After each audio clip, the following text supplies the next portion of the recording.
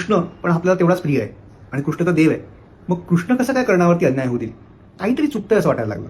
महाभारतातलं तुमचं आवडतं पात्र कोणतं असा समजा प्रश्न विचारला तर महाराष्ट्रातल्या बऱ्याच लोकांचं उत्तर कर्ण असं असू शकतं. याला एक कारण आहे, ते म्हणजे आपल्याकडे आलेली एक अजरामर कादंबरी मृत्युंजय.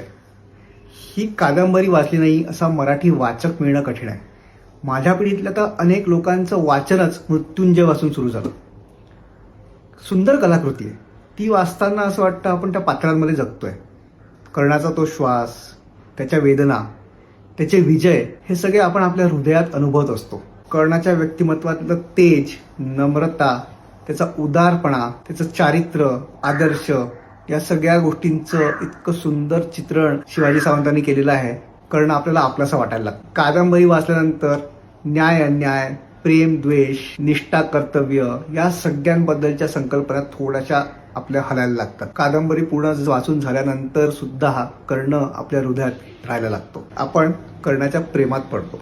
असं वाटायला लागतं की कर्णावरती खूप अन्याय झालाय. पण जसं जसं वय वाढत गेलं तसं थोडंसं काहीतरी चुकीचं आहे असं वाटायला लागलं. कारण कृष्ण पण आपल्याला तेवढाच प्रिय आहे आणि कृष्ण तर देव आहे. मग कृष्ण कसं काय कर्णावरती अन्याय होऊ देईल? काहीतरी चुकतंय असं वाटायला लागलं. असं वाटत असतानाच नुकतंच महाभारताचे अनावरण हे पुस्तक वाचण्यात आलं. अमित गणात्रा लिखित आणि दीपाली पाटवाटकर अनुवादित हे पुस्तक महाभारताच्या अनेक गोष्टींवरती दृष्टी टाकतं. खूप सुंदर पुस्तक आहे. हे वाचल्यानंतर मला बऱ्याचशा गोष्टी क्लिअर झाल्या. त्या आपण हळूहळू एक एक बघूया. सगळ्यात पहिले तर कर्णाच्या बद्दल आपल्याला सॉफ्ट कॉर्नर असण्याचं कारण, कर्णावर अन्याय झाला हे आपल्याला का वाटतं, काय गोष्टी होत्या त्या? तर 5-6 गोष्टी होत्या. सगळ्यात पहिली गोष्ट तर तो जन्मताच कुंतीने त्याला नदीत सोडून दिलं, त्याचा त्याग केला. दुसरी गोष्ट म्हणजे त्याला सतत सूत म्हणून हिणवलं जायचं.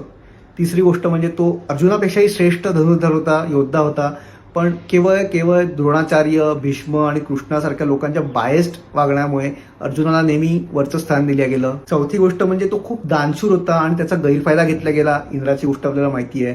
पाचवी गोष्ट म्हणजे तो एक सच्चा दोस्त होता आणि त्याच्यामुळे त्याचं नुकसान झालं. आणि 6वी गोष्ट म्हणजे युद्धामध्ये रथाचा चाक चिखलात अडकलेला असताना, तो काढत असताना पण त्याच्यावरती हमला करण्यात आला आणि हा अधर्म होता की काय? सो अशा सगळ्या 5-6 गोष्टींमुळे आपल्याला नेहमी कर्णाबद्दल एक सॉफ्ट कॉर्नर वाटू शकतं. या प्रश्नांवरती हे पुस्तक वाचल्यानंतर आणि अजून माझे काही इनपुट्स आणि माझा काही विचार केल्यानंतर काही उत्तरं मला सुचली आहेत. ती आपण हळूहळू एकेका भागामध्ये बघूया. So stay tuned.